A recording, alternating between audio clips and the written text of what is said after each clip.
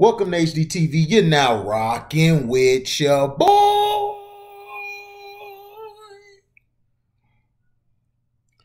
Green Bay Packers have one plan regardless of who plays quarterback, Matt LaFleur says. When the Green Bay Packers return for training camp next month, it will be with one approach. It doesn't matter whether it's Aaron Rodgers or Jordan Love at quarterback. We'll have one plan, Packers coach Matt LaFleur said Thursday in his last scheduled news conference before training camp. We've kind of pretty much laid that out, just going to fine-tune some things over the next few weeks in terms of the logistics of our schedule and whatnot. We've got what we feel is a pretty good blueprint in terms of how to get our guys ready to play. Obviously, it is a little bit different this year in terms of the number of preseason games, and then you compare it to last year, so you're kind of leaning back on the 2019 season. We feel confident with what we'll have in place with the guys. We'll look forward to getting them back July 27th. The Packers don't know if Rodgers will end his holdout and return to the team after an offseason in which he has stayed away from all team activities. Rodgers hasn't denied any of the reports, which began with ESPN's Adam Schefter reporting in April that Rodgers is so disenfranchised that he doesn't want to play for the Packers again. His only public comments indicated his issue is with management. Meanwhile, LaFleur dedicated the offseason to Love, who took the majority of the snaps and OTAs and last week at minicamp. It's the same message has been all the time as you're only one play away. So you always have to prepare like you're the starter.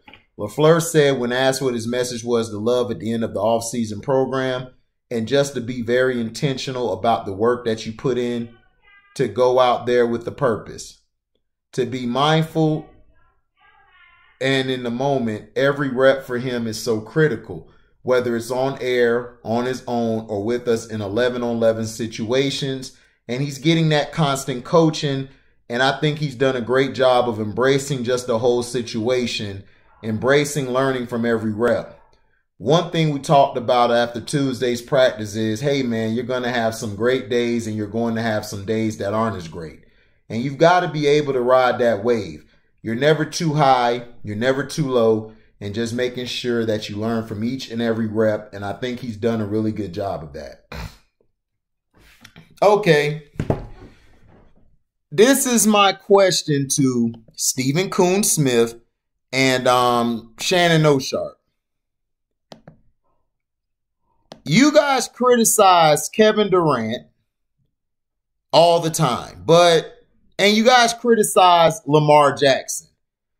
Why the hell aren't y'all criticizing Aaron Rodgers?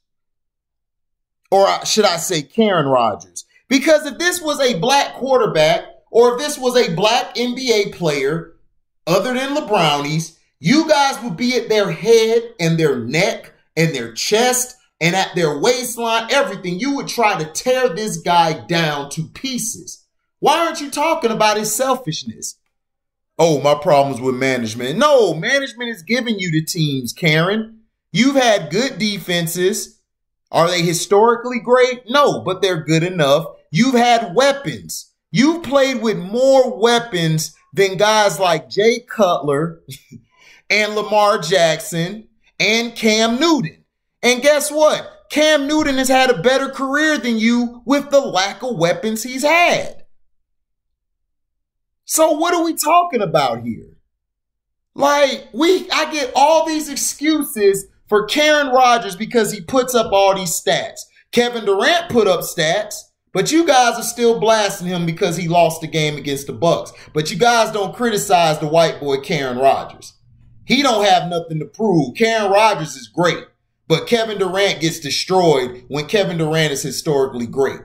You guys don't view him as the best player in the league, but you guys view this guy as the best player in the league. I'm confused. How? Shannon Sharpe, how?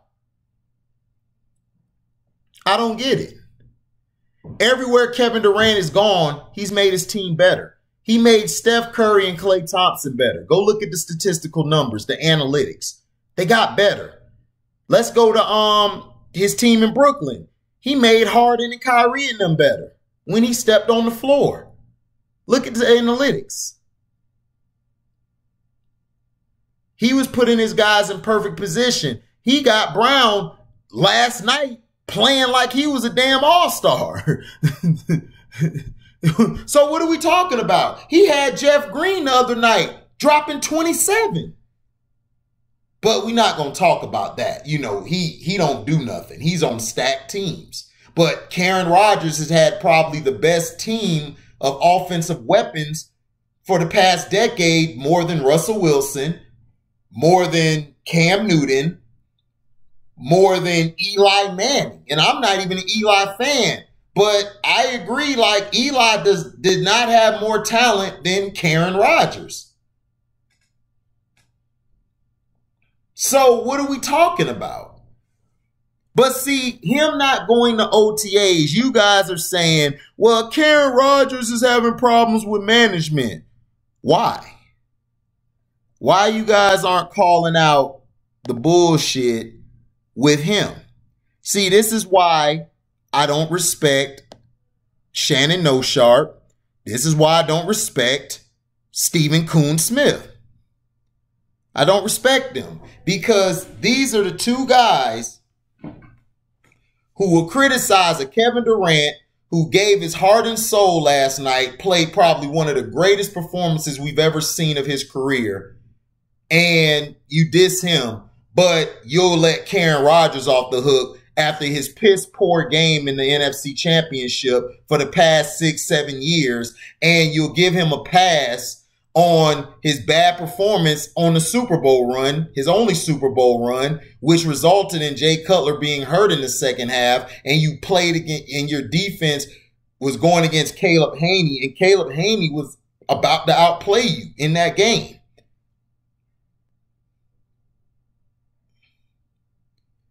So let's be honest. You know, I don't want to hear this crap of, oh, well, you know, I just feel like, you know, Karenrodgers, you know, he's just, you know, upset right now because of the management. What are you upset about? Your management did the same, well, not your in particular management, but the Green Bay organization did the same thing to Brett Favre when they brought your soft ass in. When your soft ass came in, they did the same thing to Brett Favre. The same thing. What do you expect? This is the NFL, not for long. And you were able to play for, I think, 15, 16 seasons. That is incredible. But you have choked most of your seasons. It's because of you lost. Your defense is not the problem. In all the games you guys played, you just needed to make that play to win the game. You couldn't do it. Your team has lifted you more than you lifted them. You and Devontae Adams was killing in that Bucs game in the second half. You wanted to go to Lazaro, I call him Lazarus, and all these other guys. You want to go to them, but you didn't. But you didn't run the ball in. You had an open way to the touchdown. Why you didn't run the ball in? Huh? Why you didn't run the ball in, Aaron? Or should I say Karen? Why you didn't run the ball in?